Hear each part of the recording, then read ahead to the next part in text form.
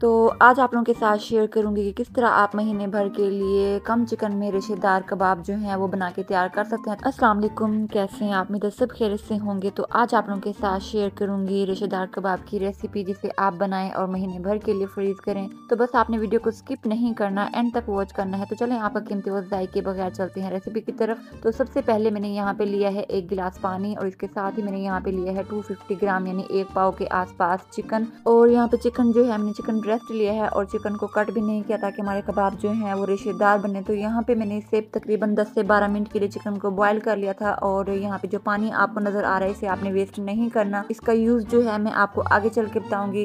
तो इसके साथ ही चलते हैं नेक्स्ट स्टेप की तरफ। तो यहाँ पे मैंने लिया है एक पैन, इसमें शामिल करेंगे 1 टेबल स्पून ऑयल, और इसके साथ इसमें शामिल करेंगे बारीक सा चॉप किया हुआ लहसुन। और इसे हमने हमने यहाँ पे लहसुन को हल्का सा सोटे कर लेना। इसका कलर जो है वो आपने चेंज नहीं करना, लाइट सा जैसे ही ब्राउन हो इसमें शामिल करेंगे एक दरमियाने साइज की बारीक सी चॉप की हुई प्याज। तो बस सेम इसी तरह से हमने प्याज को भी सोटे कर लेना है। जैसे ही प्याज का कलर जो है वो हल्का सा चेंज हो, इसका कच्चापन जो है वो यहाँ पे कच्चापन जो है वो हमने खत्म करना है। और यहाँ पे जो चिकन जो था मैंने अच्छे से श्रेड कर लिया था। बस इसके साथ इसमें शामिल करेंगे स्पाइसेस जो कि हैं कुछ इस तरह से, कुटी हुई लाल मिर्च 1/2 टेबल स्पून, और इसके साथ ही इसमें शामिल करेंगे ब्लैक पेपर 1/2 टेबल स्पून, और यहाँ पे इसमें शामिल करेंगे गरम मसाला जो कि है 1 टीस्पून, और साथ इसमें शामिल करेंगे नमक 1/2 टेबल स्पून। और यहाँ पे हमने 1 से 2 मिनट के लिए जो है कुक कर लेना है ताकि मसाले जो और चिकन जो है वो अच्छे से कुक हों। और यहाँ पे मैंने ली है बंद गोभी बारीक सी चॉप की हुई जो कि है 1 कप, और साथ इसमें मैंने शामिल किया है। यहाँ पे मेरे पास हरी वाली मिर्चें थी जिनका कलर जो है वो रेड हो चुका था, तो वो मैंने इसमें शामिल किए। आप इसकी जगह गाजर का भी यूज कर सकते हैं। और इसके साथ ही मैंने यहाँ पे बारीक सी कट की हुई हरी प्याज, और साथ इसमें मैंने शामिल की है एक बारीक सी कट की हुई हरी मिर्च।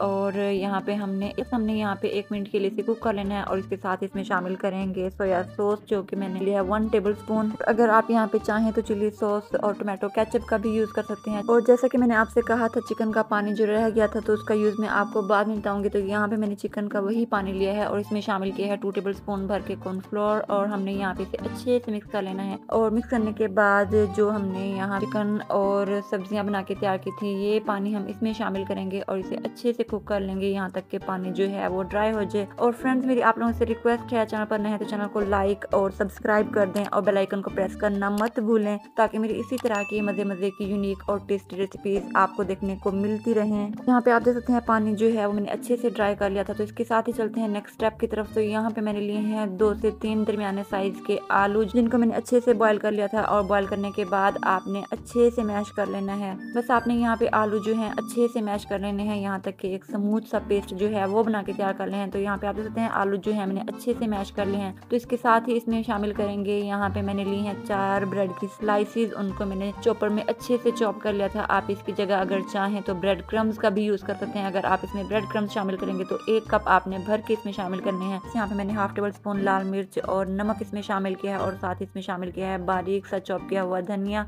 और यहाँ पे जो हमने चिकन की स्टफिंग बना के तैयार की थी वो इसमें शामिल करेंगे, और हमने यहाँ पे इसे अच्छे से मिक्स कर लेना है। और फ्रेंड मेरी कोशिश होती है कि मैं आप लोगों के साथ recipe to the point share किया करूँ, लेकिन इसके बावजूद आप वीडियो को स्किप करते हैं, तो ऐसा प्लीज मत किया करें। बस मेरी तमाम एफर्ट जो सिर्फ और सिर्फ आप लोगों के लिए होती हैं। और रिसेंटली मैंने आप लोगों के साथ बहुत ही टेस्टी और क्रिस्पी पोटैटो कबाब की रेसिपी शेयर की। जिस किसी ने रेसिपी को नहीं देखा तो मैं एंड स्क्रीन या आई बटन में दे दूंगी, तो आप लोग प्लीज देख लीजिएगा।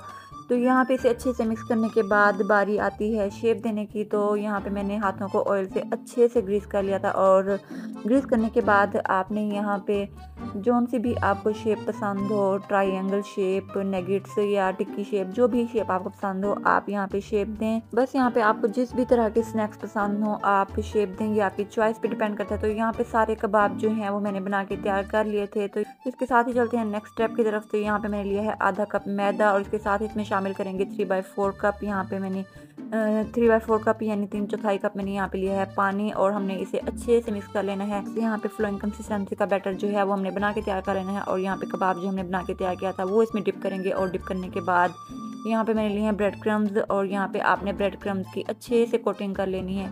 और फ्रेंड्स मेरी कोशिश होती है कि मैं आप लोगों के साथ अच्छे से अच्छी unique and tasty recipes share किया करूँ, तो इसके लिए मुझे सिर्फ और सिर्फ आप लोगों की सपोर्ट की ज़रूरत है। तो बस मुझे ज़्यादा से ज़्यादा सपोर्ट करें, तो मेरे चैनल को लाइक सब्सक्राइब और ज़्यादा से ज़्यादा शेयर करें। तो यहाँ पे कुछ कबाब जो थे वो मैंने फ्रीज़ कर लिए थे और यहाँ पे आप देख सकते हैं पहले मैंने कबाब की लेयर लगाई और ऊपर बटर पेपर या आप किसी लिफाफे का भी यूज़ कर सकते हैं। तो बस यहाँ पे कबाब जो हैं ये हम फ्रीज़ कर लेंगे। और कुछ कबाब जो हैं वो मैंने फ्राई कर लिए थे। यहाँ पे ऑयल जो है मैंने अच्छे से गर्म कर लिया था। बस ऑयल गर्म करने के बाद आपने फ्लेम जो है वो मीडियम टू लो रखनी है ताकि कबाब जो है वो अंदर तक अच्छे से पक सकें। तो बस यहाँ पे 3 से 4 मिनट के अंदर ही कबाब जो है वो बन के रेडी हो जाएंगे और इस तरह आपने अलटते पलटते हुए कबाब जो हैं वो बना लेने हैं। तो बस यहाँ पे आप देख सकते हैं बहुत ही मज़े के टेस्टी और क्रिस्पी कबाब जो हैं वो बन के तैयार हैं। तो आप भी कबाब की ये रेसिपी ज़रूर बनाइएगा और मुझे फीडबैक देना मत भूलिएगा कि मेरी ये रेसिपी आपको कैसी लगी। रेसिपी अच्छी लगे तो लाइक कर दें और चैनल को कर दें सब्सक्राइब। इसी के साथ मुझे दें इजाज़त। अपना ढेर सारा ख्याल रखिएगा और मुझे दुआओं में याद रखिएगा। मिलते हैं एक नई unique tasty and easy recipe के साथ। अल्लाह हाफिज़।